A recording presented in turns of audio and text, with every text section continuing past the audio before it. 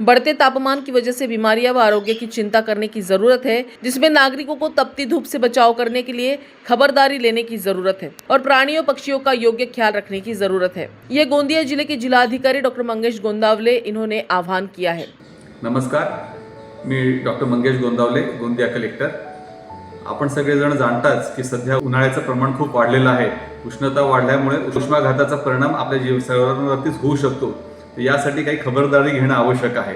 तर त्यासाठी दुपारी उन्हाच्या वेळेत म्हणजे 12 ते 3 या वेळेत सहसा घराबाहेर न पडणे, या काळात शारीरिक कष्टाची कामे न करणे किंवा आपण बाहेर जर पडत असाल तर बाहेर पडताना डोक्यावर टोपी घालणे, एखादी पाण्याची बाटली बरोबर ठेवणे, यासारख्या गोष्टी आपण करणं गरजेचं आहे।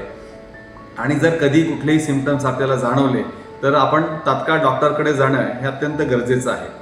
उष्माघाताचा दुष्परिणाम खूप वाईट होऊ शकतो, तर त्याच्यापासून प्रिकॉशन बाळगणे आणि त्याची काळजी घेणे हे अत्यंत गरजेचं आहे। जसं माणसांना पाण्याची गरज आहे तसं पशुपक्ष्यांना देखील पाण्याची गरज आहे।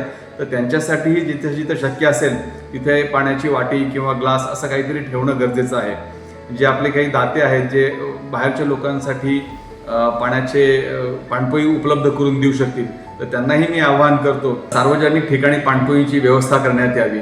तसेच काही डोंट किंवा ज्या न करण्यासारख्या गोष्टी आहेत म्हणजे प्रोटीनयुक्त आहाराचा जास्त समावेश करणे किंवा चहा कॉफीसारखं पदार्थाचं किंवा कोल्ड्रिंकचं सेवन करणं, यासारख्या गोष्टी आपण टाळल्या पाहिजेत, जेणेकरून आपण उष्माघातापासून सेफ राहू शकू। न्यूज एक्सप्रेस के लिए दिनेश मानकर, सालेकसा।